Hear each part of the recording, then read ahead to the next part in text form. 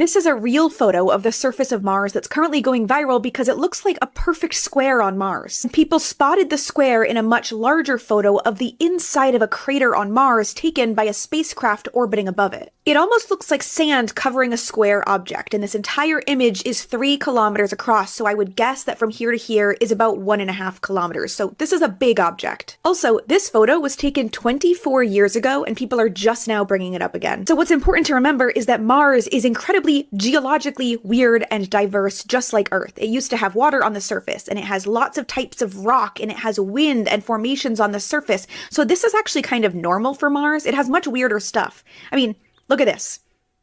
Look at this. This is a photo of the inside of another crater on Mars. This is thick mudstone that is broken apart, and a lot of this is in the shape of squares. This is a mountain slope on Mars. This is sandstone broken apart. A lot of straight lines. This is inside another crater, sharp, flat shale. Earth has weird geologic stuff too, including large, flat structures. All right, so this is just for the globe, the globers, the Team Globe. Not the flat earthers. Assuming these photos are actually taken from Mars and not Utah, do you think that we came from Mars, or maybe an ancient older version of us, or maybe a different iteration of some sort of species that's similar to us that maybe we evolved from or devolved from even came from Mars? Like, do you think there's any chance that life on Earth originated from Mars? I guess that could have been the whole question, but I drug it out because you know what? We're just getting started. Let's go into the next one. Every ancient text tells the same origin story. Humans were made, not born. Follow buried blueprint, and let's uncover the gods who engineered humanity. The Sumerians called them the Anunnaki, beings who descended from the sky and created mankind to serve them. Egyptian and Mayan myths speak of gods mixing divine blood with clay to give life. Even the Bible echoes it. Let us make man in our image. But here's the mystery. Modern genetics shows sudden jumps in human DNA, upgrades with no traceable evolution. It's as if something or someone interfered. Were we shaped by natural selection or by celestial intention? Maybe we weren't the first humans, just the latest version of a design millions of years in the making. You know what I just thought of? If you are old enough to have remembered the original Mighty Morphin Power Rangers, like my old ass does, I was obsessed with that show. It was like Ninja Turtles and then Power Rangers. That was my life. And then cereal. I loved cereal and Saturday morning cartoons. I still do. A little off topic, but I was actually eating cereal and watching the original Teenage Mutant Ninja Turtles cartoons on YouTube a couple months ago. Saturday morning. It was great. I felt like a kid again. Anyways, you know how it said that Hollywood basically shows us what's actually happening in like little secret hinting ways or whatever. I remember in Power Rangers that, you know, Rita was trapped on the moon. She lives up on the moon, but when she would create monsters to fight the Power Rangers, they'd be little clay figurines that they'd basically put into like an oven and cook them and make them come to life. Just thought that was kind of weird, saying how the Sumerians basically molded themselves, their blood with clay to create us. That was kind of interesting. I'm a former military police officer. I'm here today because the truth about unidentified aerial phenomenon. That truth remains hidden. Today, we are here to help break that silence. A chilling bulletin from the United States Space Force confirms what many feared. Object 3I Atlas has an early impact prediction. On the 1st of July, NASA detected a mysterious object speeding toward Earth. This dramatic shift has triggered an unprecedented level of urgency within global defense networks. The implications are staggering, from revised planetary defense strategies to immediate public safety concerns. You see, the universe always holds surprises, but few are as unnerving as a colossal object speeding towards our world with little warning. The most shocking fact is the rapid acceleration. When the stars fall closer. The initial detection of 3I Atlas wasn't particularly alarming. It was categorized as a routine near-Earth object, or NEO, a term that broadly covers asteroids and comets whose orbits bring them within 30 million miles of our planet's path. The Space Force, through its vast network of sensors and telescopes, maintains a vigilant watch over these objects. Many people are crazy about the idea of space rocks impacting Earth, but the truth is, most are harmless, burning up in our atmosphere or passing by at a safe distance. Yet 3I Atlas has proven to be an anomaly, a cosmic curveball thrown with unexpected force. What truly sent shivers down the spines of the planet's most brilliant minds was the recent recalibration of its trajectory. Original projections placed 3I Atlas on a path that would keep it well clear of Earth, perhaps hundreds of thousands of miles away. But new data gathered from advanced telescopic arrays and deep space tracking systems. Dude, these videos cut off at the worst possible time. And then I can't find part 2. So we're just stuck not knowing.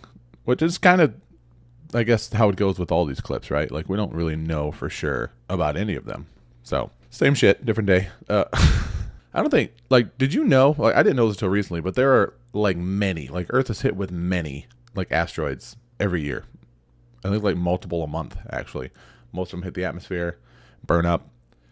A lot of them are just small, and most of them hit the ocean. But like we're always getting hit with space rocks, so it's just the big ones that people are worried about. But honestly, like, tell me what you think of this. I think if there was a world-ending comet or asteroid that was going to hit Earth, I wouldn't want to know, because the Earth would just be terrible.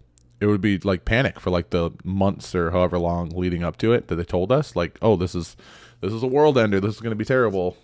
Like, it would just be anarchy, and it would be miserable. I think it'd be better just to let us all just live our lives until finally we see a big shadow in the sky, and then 2 minutes later, everything's just done. You know, let us enjoy our lives until the last minute. And I think that's what they have been doing.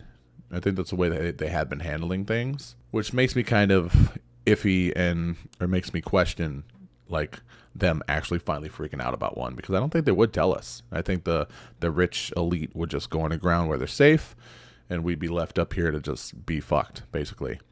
So the fact they're telling us kind of makes me think, like, it's probably a false flag for some sort of control or state of emergency BS so they can control us and whatnot.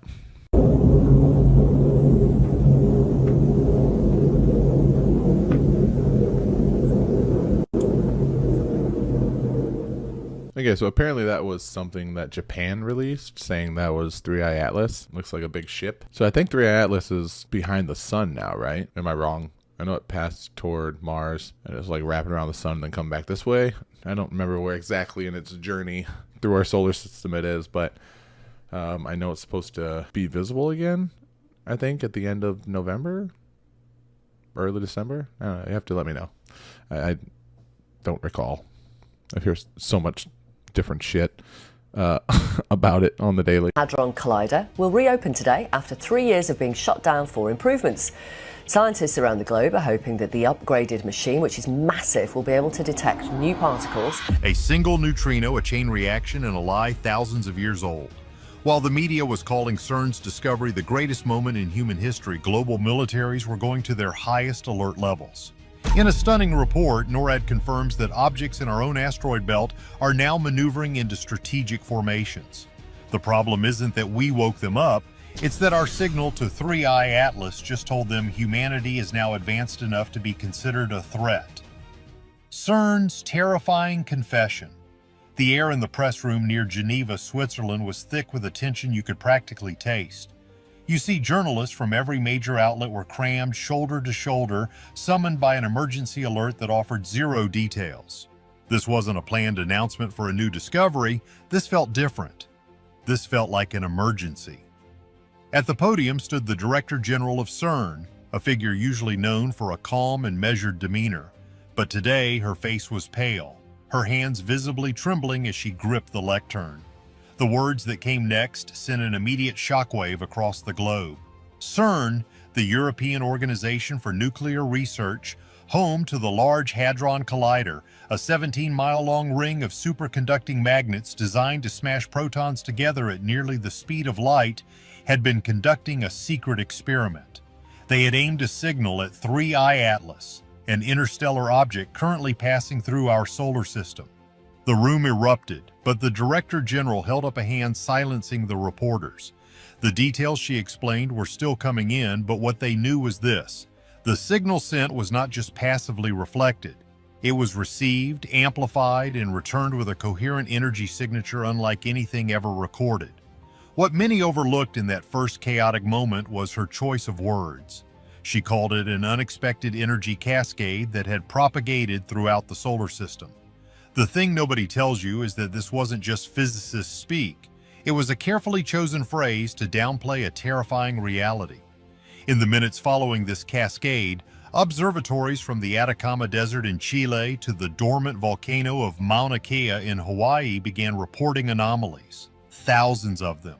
These weren't fuzzy images or dubious readings. Professional and amateur astronomers alike were suddenly spotting new points of light where there were none before. Objects in the asteroid belt, once just tumbling rocks, were now emitting faint but distinct heat signatures. Farther out in the Kuiper belt, past the orbit of Neptune, dormant objects began to move, making tiny, unnatural course corrections.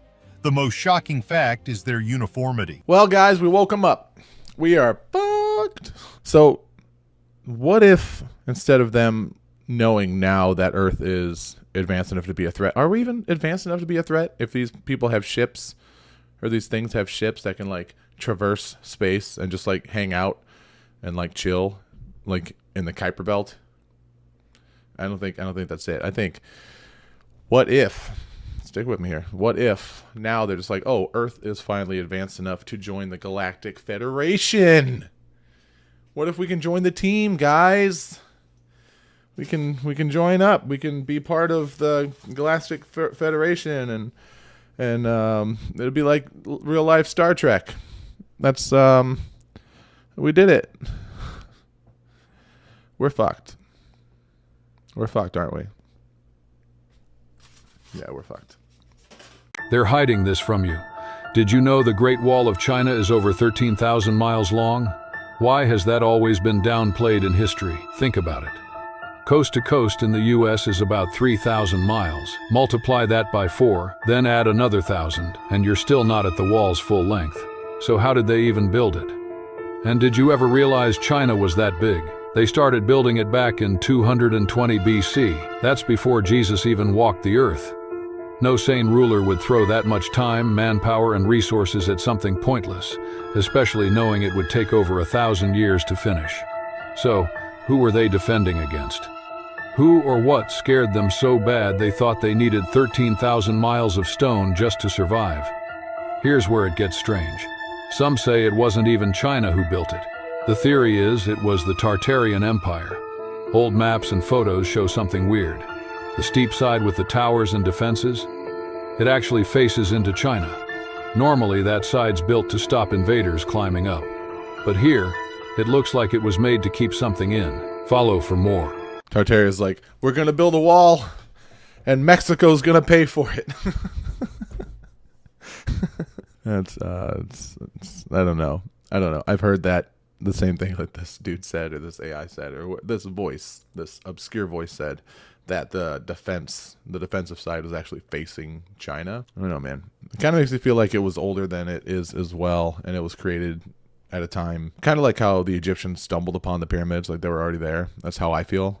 Like, what if China stumbled upon the Great Wall of China? And what if the architecture was similar because they based all of their architecture off of, I guess you could say, the stylized architecture that stumbled upon, like the Egyptians with the pyramids. Not to take away from, their originality and their tradition, and not saying, that China or Egypt are incapable of, creating their own aesthetic and their own architecture. Just thinking, what if that's the case, right? At least as far as the wall is concerned. Did they really ban lead paint because it was toxic, or because it blocked their signals? Think about it. For decades, every home was coated in lead paint, thick, durable, insulating. Then suddenly, governments worldwide decided it was dangerous. But here's what they don't tell you. Lead is a natural shield against radiation and electromagnetic frequencies. In other words, radio waves can't penetrate it. Before the ban, your walls literally acted like armor. No TV signals, no radio frequencies, no wireless anything could pass through. And then, right as wireless communication exploded, radio, television, early radar, the health panic began. Convenient timing, right? They told us it was about safety, but the studies linking lead paint to poisoning? Most came from industrial smelting, not house paint. The numbers never added up. But what did add up was control. Because once the lead came off the walls, the signals went in. Every home became a receiver. Every person became a node in a connected network. Was lead paint banned to protect you or to make sure they could finally reach inside your home? Alexa, is lead paint harmful? Here's something I found on the web. According to doityourself.com, lead-based paint is very dangerous and can cause health problems, including brain damage. Alexa, shut the fuck up. Yeah, so apparently Alexa says that it's very dangerous. So, you know, we're cool, guys. It's cool. They're not trying to control us or have any signals.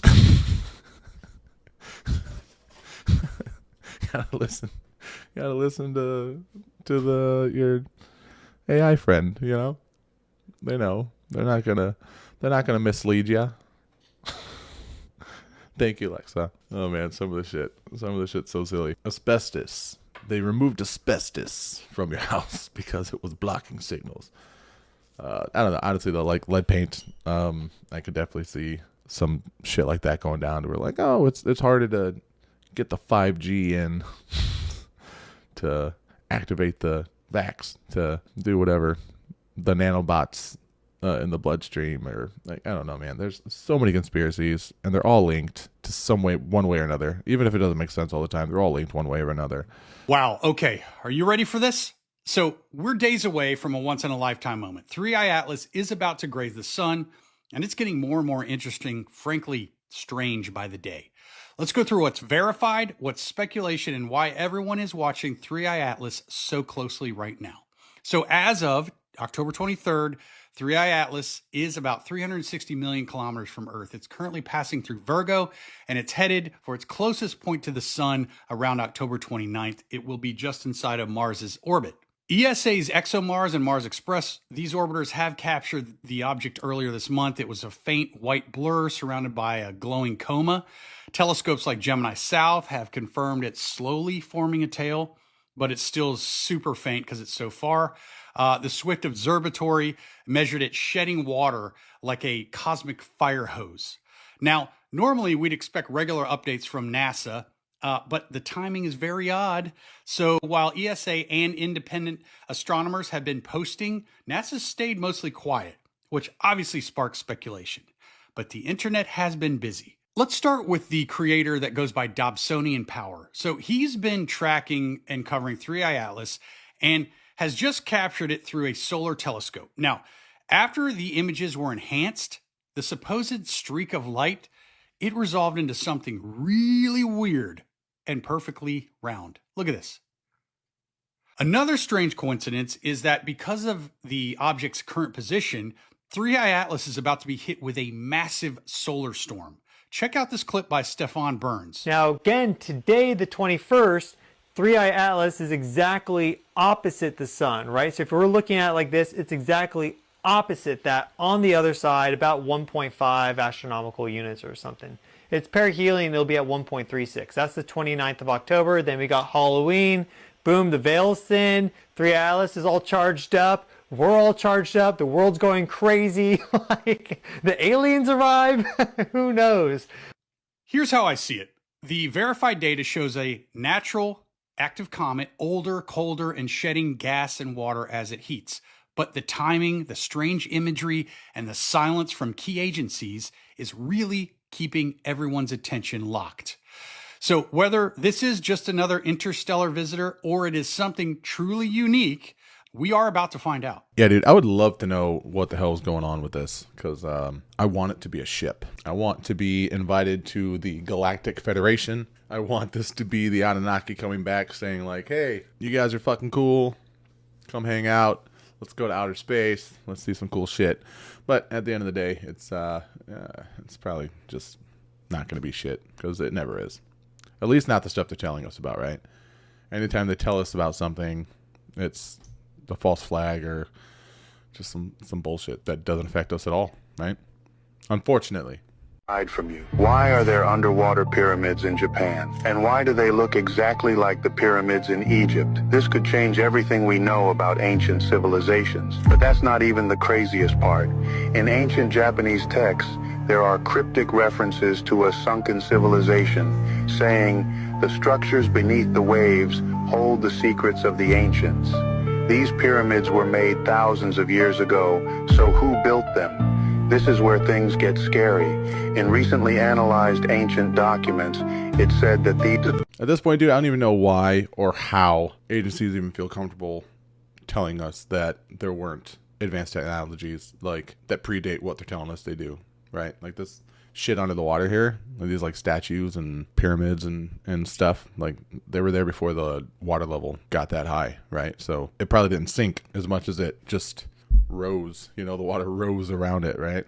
That would have had to happen a very long time ago. So it's like, bro, at some point they're gonna have to be like, you know what, we were wrong, or we lied, or you were right, or something, because there's just the internet just makes it way too easy for people to find evidence of things that normally would be kept out of textbooks. How could ancient people know the full solar system without telescopes? 3,000 years ago, the Sumerians carved strange wedge-shaped symbols into clay tablets. At first glance, they look like scratches, but some researchers believe they're the oldest star maps on Earth. Here's the twist. The carvings don't just show the sun. They show every planet orbiting around it. Mercury, Venus, Earth, Mars, even the gas giants. A complete solar system, thousands of years before modern astronomy. But the real shock? One symbol matches Pluto. And Pluto wasn't discovered until 1930 using advanced telescopes. Yet the Sumerians marked it on stone. So how did they know? They had no satellites, no compasses, no modern math. Still, their map was more accurate than many medieval astronomers. Was it coincidence? A forgotten human science? Or knowledge given by beings far beyond our world? Because the question remains, how did the Sumerians chart Pluto thousands of years before we even knew it existed? So here's the thing, like maybe the Sumerians were more advanced than we're giving them credit for. Maybe like we look at them carving in rock as being, you know, underdeveloped or primitive. But I mean, think about it. Like if I were to write on paper right now and you were to carve in stone the same thing, which one's going to last longer? You know, maybe they carved in stone intentionally so that it would last, you know, thousands and thousands of years, as opposed to us, we write on, you know, we put it on a fucking computer chip. What am I, fucking 70 years old? We write it on paper, or, you know, perishable ways of documenting things. I mean, dude, maybe they were just way more advanced than we are. You know, maybe we just don't give them credit because we think like cave writings and shit like that are primitive. But in reality, they're actually like chiseling in stone, so it lasts. So we and other people after us and like us 1,000 years later can actually find the shit and know history. I think our perspective is just completely just off, and we're looking at it the wrong way. What's dangerous is when the universe pick you and you put on the magic glasses. There's rules that go with them. You can never take them off. You never see things as they're supposed to be. You see things as they are. And you can never force nobody else to wear them.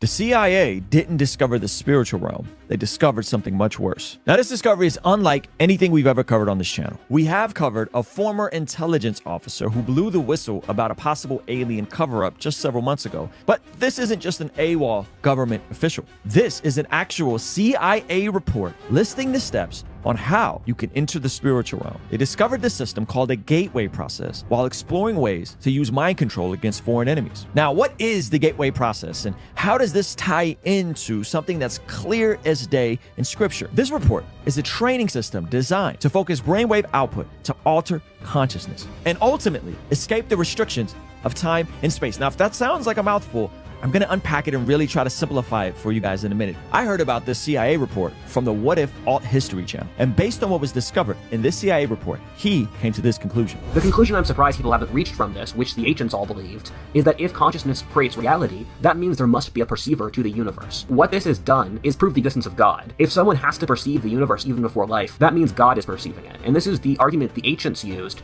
to justify the existence of God. But this isn't all sunshine and rainbows. Matter of fact, by the end of this video, I will make an argument that the thing they think they discovered is not just the spiritual realm and proof for God. It's actually something much, much worse. But before we get into that, guys, my name is Ruslan. This channel exists to encourage, empower, and inspire you to live a life that blesses God. So if you're new here, or if you're not new here, please make sure you hit that subscribe button, as a huge percentage of the people who watch this channel are unfortunately not subscribed. All right, now let's jump into the video. So I'll do my best to summarize this as best as I can. More or less, Robert Monroe worked with the CIA on this gateway process. The idea behind the gateway process is that we have a left side of our brain and a right side of our brain. The left side of our brain deals with more analytical, linear, logical thought, and the right side of our brain deals with more emotional, creative, and concepts of beauty and truth. Okay. Now, what Robert Monroe's theory was that they discovered that potentially through psychedelics, you can suppress the left side of your brain and open you up more to the spiritual realm. But his proposition was that you didn't have to use psychedelics, that you could actually use different frequencies and vibrations and meditation techniques to suppress that left side of the brain so that you could open your right side of the brain to this spiritual realm. This technique was essentially used as a spy technique. This was used to get information from people that they wouldn't have physical access to. And that is why the CIA was interested in this intelligence. Now, ironically enough, they proved that the spiritual realm exists. All right, I'm going to go eat some mushrooms now. All right, now I'm back. I've completely lost my train of thought. We were just talking about the Gateway program during our last live chat during my previous video premiere, and a lot of people were saying that they remember a lot of the same things. Like, I don't remember a lot of my childhood. I know I was like in a facility. I remember as a kid being locked up at a facility for a couple weeks. Also just the weird, hearing tests and vision tests and some sort of like a speech or whatever, like during the hearing test or something, saying weird shit. Drinking this like pink drink. I think a lot of people associate the pink drink with amoxicillin, like the bubblegum flavored, I think antibiotic medicine that we took a lot as kids, but there'd be no reason for them to give that to us during a hearing test. And I remember specifically having it during that time. And I don't remember anything really about my childhood from ages, really too much at all up until like age 11, except for bits and pieces, just like honestly like 5 or 6 memories from my entire childhood for the first 10 years of my life, I remember. So who knows? Who knows what, just one of those memories being taking the test, which is kind of crazy. And then also being in a facility for what I think was a couple weeks for whatever reason. But yeah, I don't know. Let me know your experience with this gateway shit. See if you were tested on as a kid too. Guys, am I tripping balls, or is there an alien using invisible shield technology on my hike in Sedona?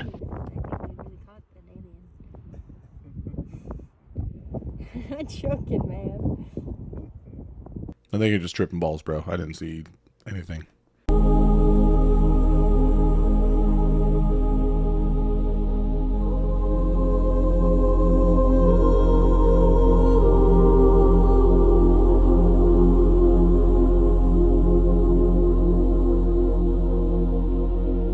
It's so insane to me that people could create that with like chisels and hammers, like at that height or that depth. I don't know if that's one that was actually like dug and created. Like they have a crazy fucking super detailed temple where they actually dug into the ground and completely carved it out of the earth. And they have other ones obviously that like buildings where they just build it from the ground up. And it's just insane to me that could be accomplished with just like super old tools. Every culture on Earth speaks of a war among the gods, a cosmic rebellion that split heaven itself. In Sumer, they called it the conflict of the Anunnaki. In India, the war of the Devas and Asuras. In Greece, the Titanomachy. In Egypt, the war of Horus and Set. The gods were almost never united. They were at war. Texts speak of weapons of terror, instruments that burned mountains and evaporated rivers. In the Lament for Ur, we read, "The storm's roar was like a dragon. The cities melted like wax. The same imagery repeats in the Mahabharata. Weapons of fire, brilliant as 1,000 suns, raining down upon armies of gods and men. In India, the Asuras fell from the sky after their defeat. In Sumer, the fallen gods were exiled to the underworld. In Greece, the Titans were cast into Tartarus. In the Hittite archives, the old gods, identical to the Anunnaki, are said to dwell beneath the earth, still alive, still watching. When the flood came, the reset, both sides lost their empires, but the survivors carried their banners to new lands. Enki's line became the Serpent Kings, the Naga, the Quetzalcoatl, the Dragon Lords of China. Enlil's line became the Storm Gods, Zeus, Indra, Yahweh. Every later pantheon is a memory of that original schism. The Book of Enoch describes 200 beings landing on Mount Hermon, teaching metalwork, enchantments, and astronomy. Those were not angels. They were remnants of Enki's faction, engineers and scientists who broke divine law by giving humans knowledge. The church would later call this heresy. Ancient Egypt encodes the same war. Horus, the falcon god, fights Set, the Red One, Lord of Chaos. Horus loses an eye, Set loses his manhood. Order and chaos, light and darkness, locked in balance. In the pyramid texts, the gods lament. The children of the sky fight among themselves. Their roar shakes the foundations of the world. Could this be a poetic echo of the same conflict remembered in Sumer in India? A war that began off-world and ended beneath the sea? One side sought to free humanity. The other sought to rule it. And when the smoke cleared, the victors rewrote the story, turning rebels into devils and conquerors into gods. I think it's pretty crazy that just about, not every single one, there's like endless religions and civilizations, right? But I feel like it's so crazy that there's so many similarities all across the world, different times, different cultures, different, just everything, but like very similar stories. So yeah, man, it really makes you wonder, like, did all that shit really happen? Did it actually go down the way that history said it did? Because I was actually familiar with Horus and Set before I was familiar with really any other one. And then just start looking more into stuff and watching more stuff and just like kind of absorbing and learning more over the past decade, probably 15 years or so. It's like, wow, dude, there's so much shit that it's like exactly the same with a different label on it, different name on it, that it's like, it's crazy to just believe one, right? Like, how do you choose one thing to believe? How do you choose one religion to believe? Like, it all derives from something, right? So it seems to all derive anyway from one source. But like a lot of the stories that we hear in like more modern religions are just a carbon copy, just copy and pasted from much older ones, right? So who's to say that one's the original? I don't think we'll ever truly know the names of the originators of these stories, but super interesting.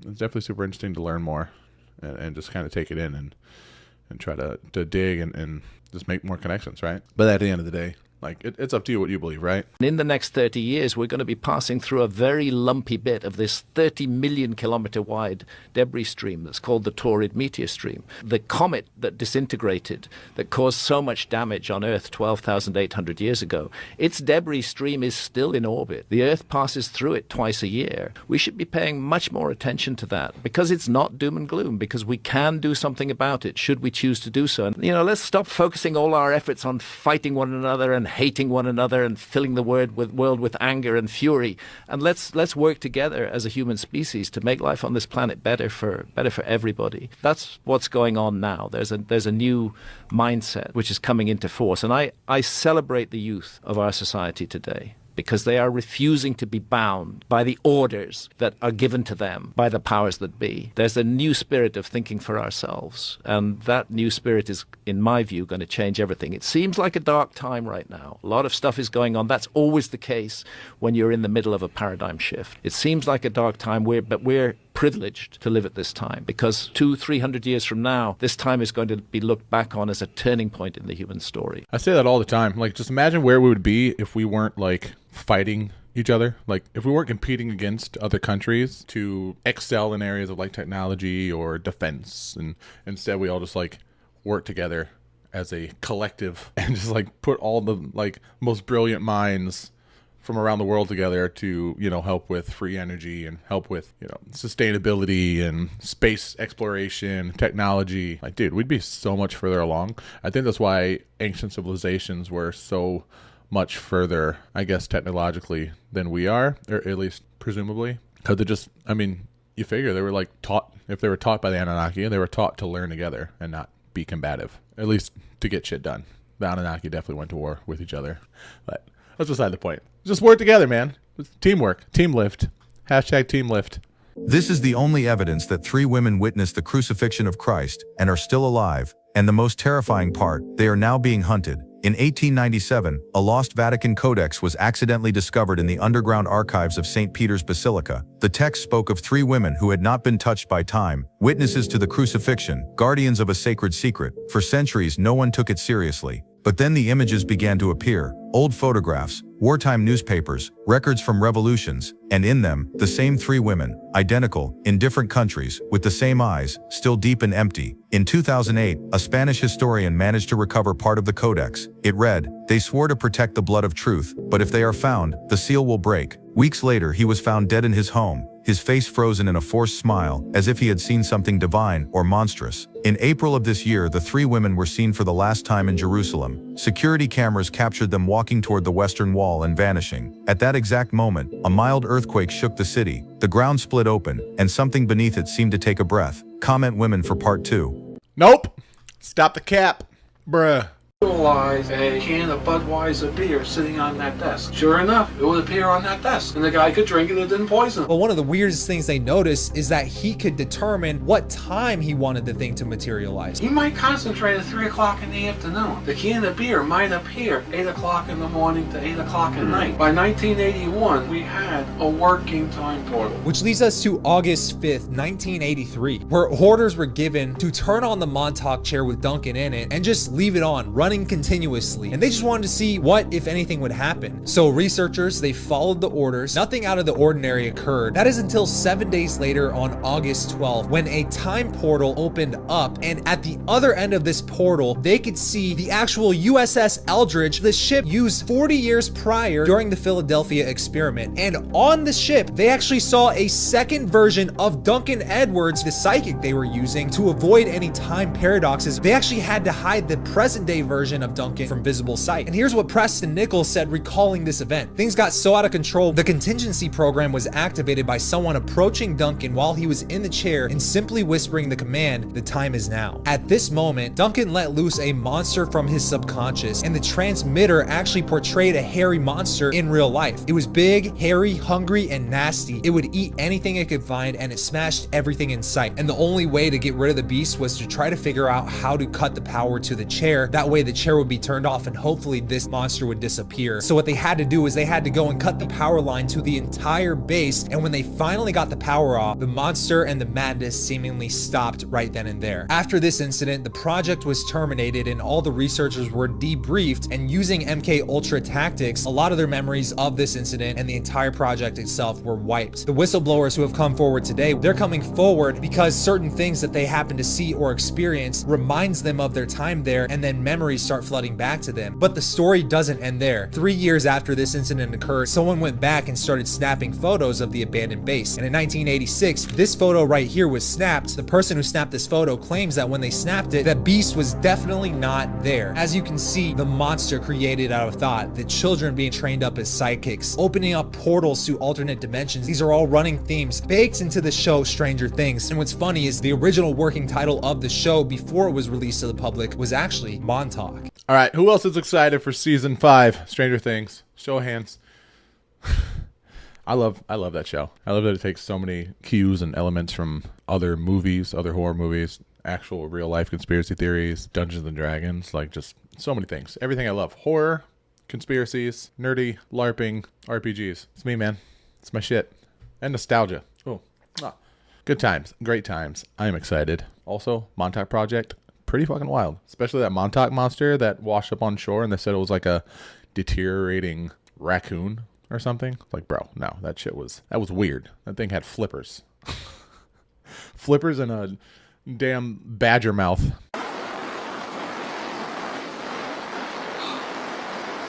Oh my god.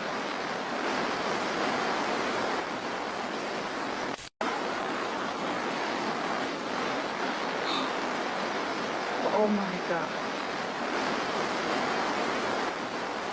Okay, I make a lot of AI videos and post them as TikToks and YouTube shorts, whatnot. But they're clearly AI. Clear. I'm like fighting Bigfoot or like ant people coming up from the ground and shit. So I don't make anything that is going to try to fool people. I think that's where AI gets a little tricky, a little scary, and a lot dangerous, is people using it in order to trick people. It's super fun. I love AI. It's awesome. I think that there's a lot of benefits to using it, and there's going to be a lot of benefits to using it. In this case, I know it's kind of off topic here, as far as me just saying like, wow, that woolly mammoth was fake as fuck. It's fake as fuck, boy. But yeah, it was fake. And stop trying to fool people for clicks. It's like, come on, bro. Because once you understand astrotheology and go back and look at where it came from and what it teaches, you will find astrotheology is the basis for all the religions in the world. But they've all misused it and misrepresented it. The whole story in the Bible about Jesus is a metaphor. It's a symbolic metaphor. And as long as you are reading the Bible, especially the New Testament, as history, you're never going to get it. It's not history. It's a metaphor. It's a symbolic story. It's called astrotheology. It's the most important subject the world's ever known. That's why the Bible's called the greatest story ever told. It's a story. It's the greatest story ever told. Why? Because it's the oldest story. It's astrotheology. The Bible is nothing more than astrology. It's an incredible story. You ask any 5-year-old, where's God? You point out there. Oh, really? He's out there? Yeah. What do you call that out there? That's heaven. So God's out there in heaven, right? Yeah. Well, what does that mean? Is he extraterrestrial? He come from another planet? He's out there. The extraterrestrials, from what I gather from hearing, that they say to people, we're not God. We're just smarter than you are. We've been around 100 million years. You guys just fairly new. So we know all kinds of things. We can create creatures like you. But we're not God. That's different. That's something else is out there, and we don't have no control over that. That's exactly how I feel, man. I feel like every religion is just a series of stories created in a way to make them memorable. I feel like a lot of these stories were people just giving a point of view or like a first-person perspective on a event or scenario, seeing something that they don't understand. Maybe one of them seeing a spaceship or a rocket ship and they called it a dragon or a chariot of fire. Maybe one of them saw a burning bush and it was actually like a bush that just happened to be set on fire due to the oils. I know there's a bush that basically has oils and the sunlight can catch the bush on fire and the bush doesn't actually burn. It's just the oils on the bush that burn, which keep it ignited without getting rid of the bush itself.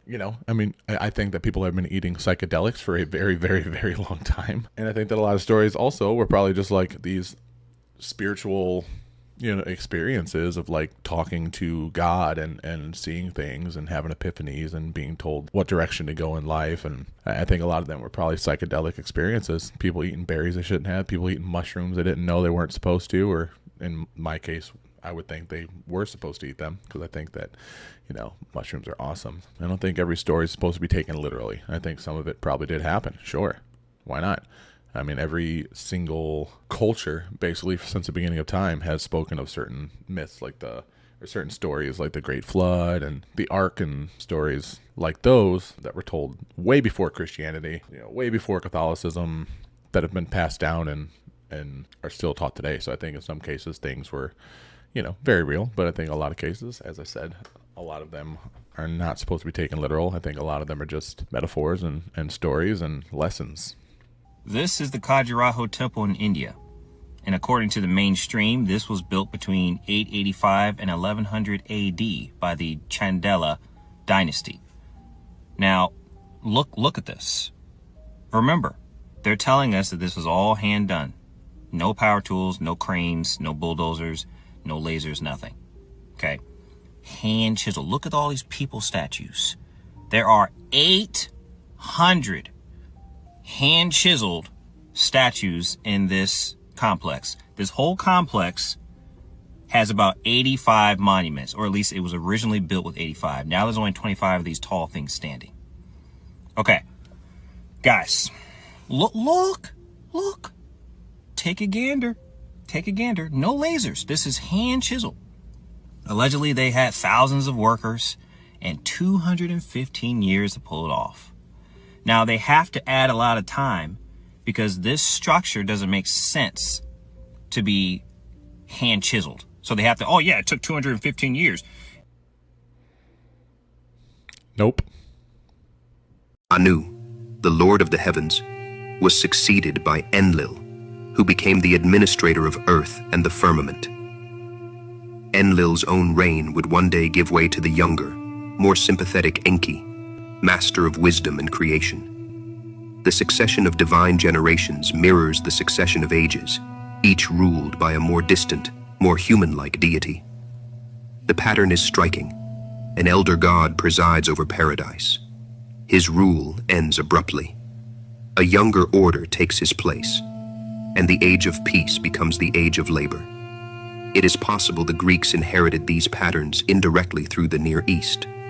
The image of the scythe-wielding Skyfather, the fall from paradise, the rebellion of sons against fathers. These are Mesopotamian before they were ever Hellenic. In esoteric philosophy, the archetype of Saturn takes on an even deeper meaning. To the alchemists, Saturn's metal was lead, heavy, dull, and resistant to change. Yet lead was also the starting point of transformation, the base matter that could, through understanding, become gold. In the Kabbalistic tree of life, Saturn corresponds to the third Sephirah, Bina, understanding. Here, Saturn is the architect of limitation, the force that gives form to chaos. Without limitation, creation cannot exist. Without time, nothing can evolve. To the ancients, the Golden Age ended not because of evil, but because perfection cannot endure. Every paradise collapses into experience, and every god of creation becomes a god of death. Kronos, Saturn, Enlil. The names change, but the idea remains. The universe moves in cycles of birth, decay, and renewal. The Father is overthrown by the Son, who in turn becomes the Father, and the wheel of time turns once more. Like I said, again, it's all very familiar. It all just goes in cycles. Cycles and circles. Same story, same lessons. So how do you choose which one to believe? Or how can you choose only one to believe? That's what I don't get. And I'm open to a little bit of everything being true, a little of everything being untrue, a lot of it being embellished, a lot of it being misquoted, mistranslated. I don't think there is any religious book that is 100% accurate to the way it was supposed to be depicted. But I do think that there, like I said, are good lessons in everything. And yeah, we just have to keep our minds and our hearts and our ears open to learning and accepting new information and allowing ourselves to see new developments and new clues and help create new experiences.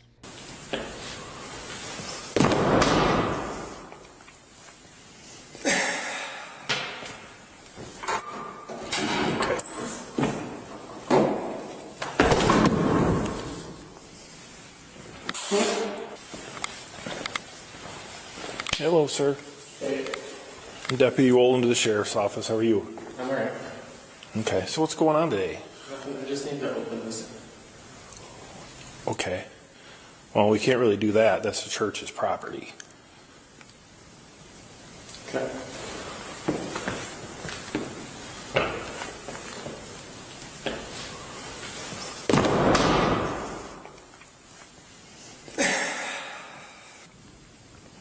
Okay. So how'd you end up here today? I mean, for me to help you, you have to talk to me.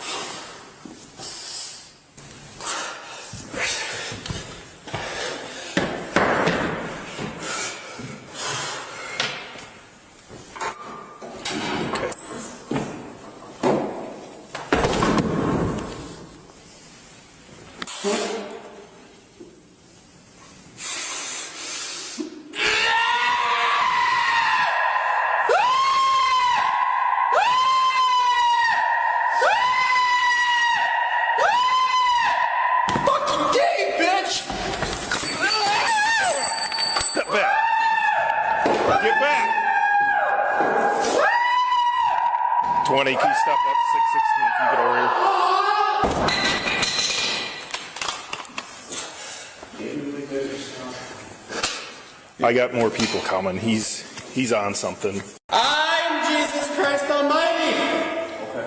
Okay? Back up. Back up. What can we do to help? I'm Jesus Christ Almighty. Okay, we got it. Nobody else needs to fucking die for their sins, motherfucker. Okay, we need to. No. Hey.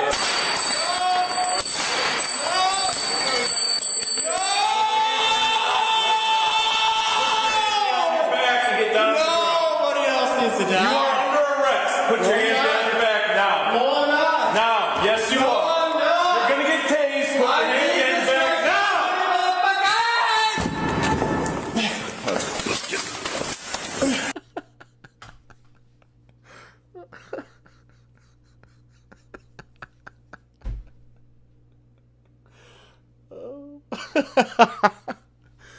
Holy shit.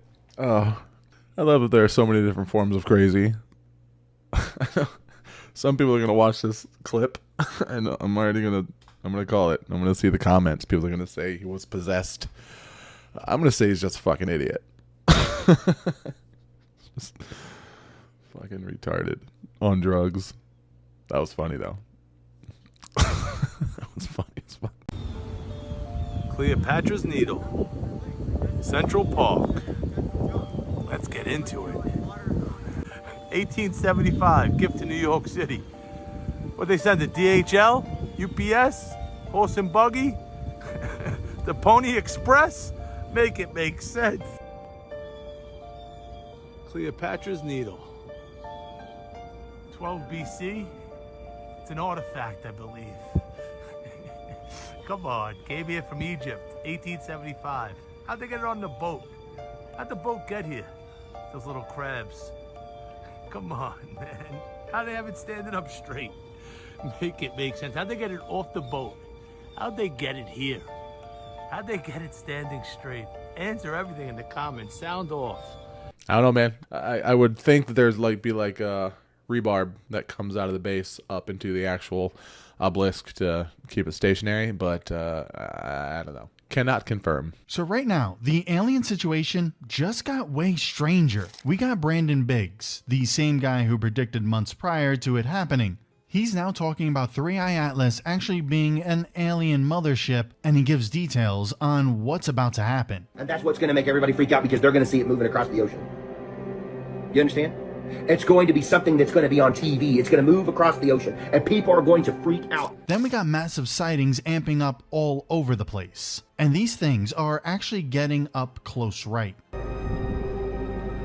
Hell no. Notice coming in November. Finally we see him. Whatever's going on, it's amping up really quick. And it's as if we're being left out in the dark without any information. And now we have this. It seems that any information on 3i Atlas has been embargoed for 74 years.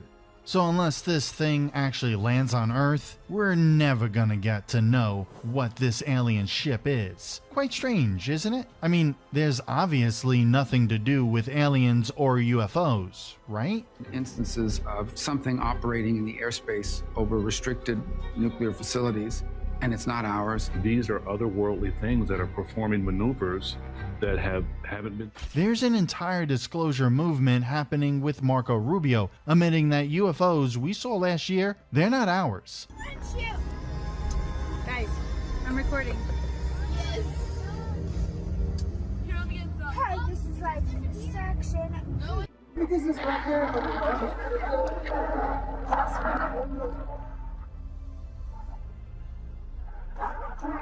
If they're not Chinese, are we talking about aliens? And is this why the disclosure movement is actually happening right now? Because whatever these things are, they're already here. Yo, what the?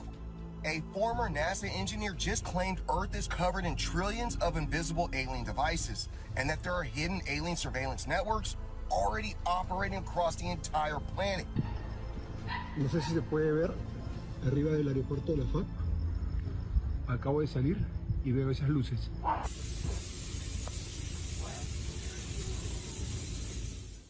Whatever these things are, they started coming out of the ocean since November last year, and they're still massively coming out of the ocean all over the world.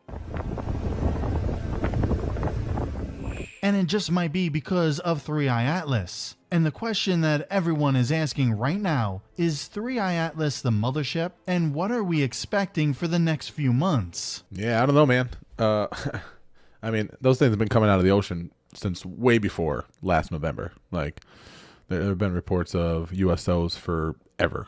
I've been hearing about those for years. The crazy thing is, this stuff's been happening for like ever, dude. But like now that everybody has a smartphone, everybody has a camcorder in their pockets and a camera in their pockets, like it's being shown more, and it's, you know, more widely available, and so we're being made more aware of it. But I mean, this stuff has been going on forever, dude. I mean, arguably since ancient times, right? So I'm not even sure that the frequency in which these sightings are happening are even increasing. I think that it's probably the same as it's always been, and they're just being reported more because, like I said, people have cameras in their pockets now and social media. So there's really no lag. You don't have to wait for a news station to pick it up and share a story. An eighth ocean, you're saying they're keeping this closed off from the public for what reason? Listen, there were things down there we just weren't prepared to encounter. Look, we were sent down into a canal, which sonars couldn't detect a bottom on, right? It takes us hours to get through it. And when we finally did, we emerged into what felt like a pocket ocean. Words couldn't explain the anatomy of the creatures we were seeing outside the window, right? But we truly realized the alien nature of this place when this elongated, almost translucent-like figure, right? No joke, literally swims through the wall of the submarine. Don't ask me how, but we're just staring at it, right? As it completely passes through and just goes out the other side, right? I mean, these things weren't even abiding by our known laws of physics. I mean, I remember saying with the crew, like, if outer space was a place on Earth, this was it, you know? AI creepypasta. That's what that is. Creepypasta.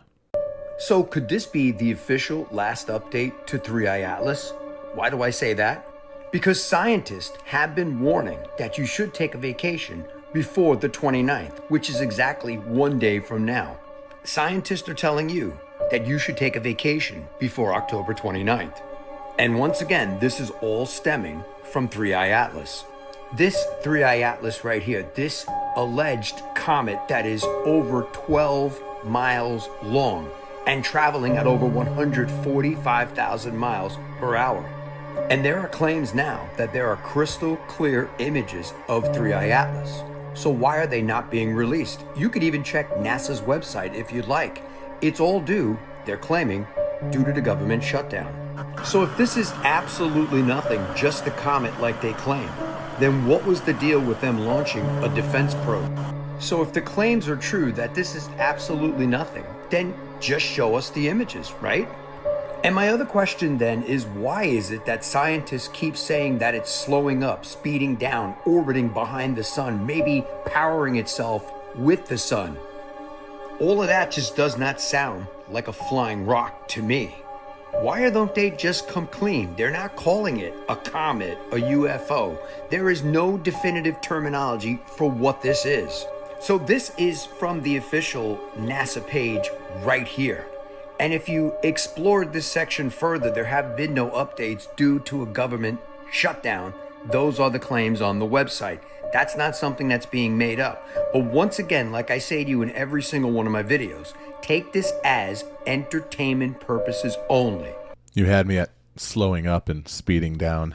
Guy's a trendsetter with his vocabulary. Yeah, I don't know, man. Today's the 29th, I think. Yeah, today's the 29th. So, I don't know. We'll see. I hope you guys took your vacations because you're supposed to do it before today. We'll see what happens. You know the Mars theory? That there's aliens on Mars? Nah. So there's a theory that Mars was the original planet that humans were from. Then something happened that we all had to fly to another planet and live on. So there used to be like civilization that lived on Mars. Now bag this. On Mars, there's an element on the periodic table called xenon. Now xenon on Earth is only found, this is crazy, is only found after. Before continuing, I wanted to warn you guys, their phones were being spied on. Click on this icon, then on more. If you see it, delete it immediately. A nuclear explosion. No.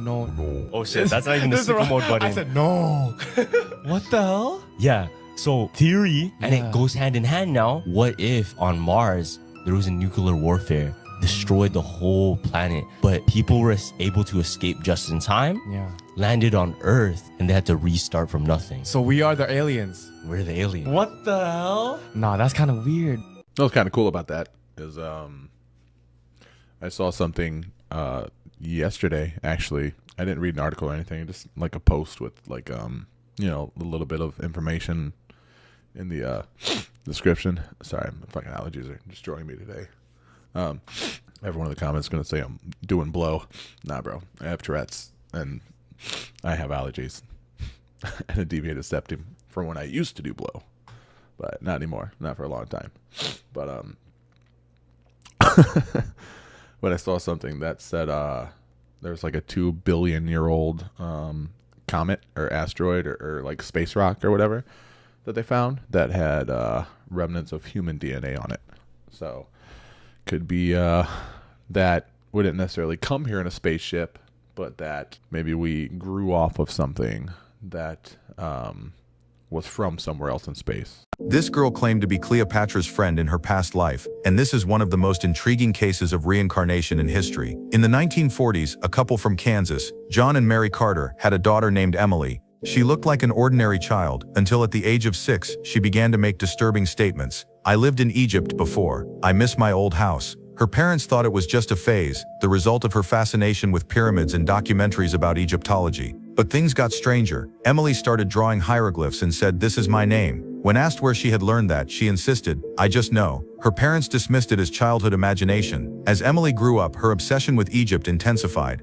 At only 9 years old, she had impressive knowledge about the culture and symbols of ancient Egypt, even though she had never formally studied the subject. On her birthday, her parents decided to take her to Egypt, hoping to satisfy her curiosity. Inside the Great Pyramid of Giza, Emily acted like she had been there before. She corrected the tour guide's instructions and led the group with surprising confidence through the corridors, until she stopped in front of a sealed door and whispered, "This is where I was last." When they opened it, they discovered an untouched chamber and a sarcophagus covered in hieroglyphs. The symbols matched perfectly with the ones Emily had drawn when she was a child. She turned to her parents and said, "This is my name, this is me." The family was in shock, trying to explain the unexplainable. So I don't think that was a real story, but I think that was based on a true story. I know there was this woman, I can't remember her name. I saw like a mini documentary on it or something a while back, where she claimed to be like reincarnated, and she went to Egypt and like something similar to this, to where she was like able to read the hieroglyphs and knew her way around. And she actually said that there was a garden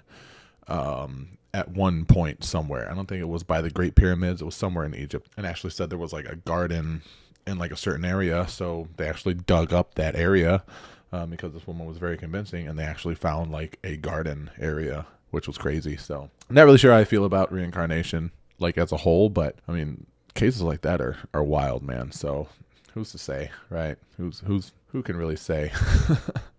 Let me know what you think.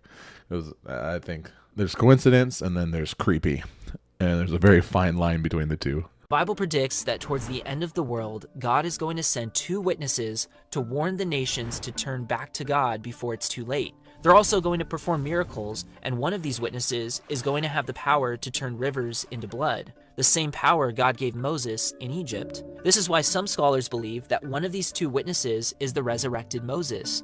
If Satan somehow knew about this future plan, then it would make sense why he would want his body. Whatever his reasons are, it's clear that there is a very real battle going on in the unseen realm that most of us are just oblivious to. In fact, you're about to hear about multiple events that were taking place in the spiritual realm.